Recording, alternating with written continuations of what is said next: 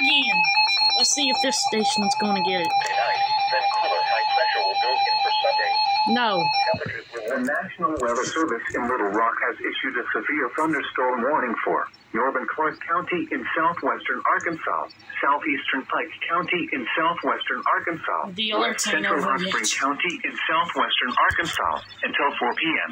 At 3:20 p.m., a severe thunderstorm was located near Crater of Diamond State Park or near Murfreesboro, moving northeast at 50 miles per hour.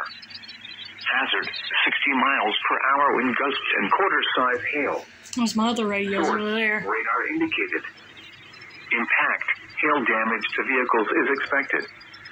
Expect wind damage to roofs, siding, and trees.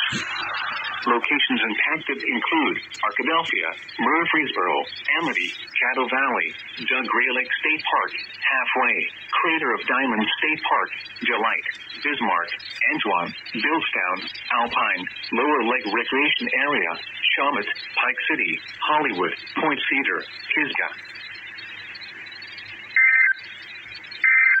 Look how it keeps breaking. The National Weather Service in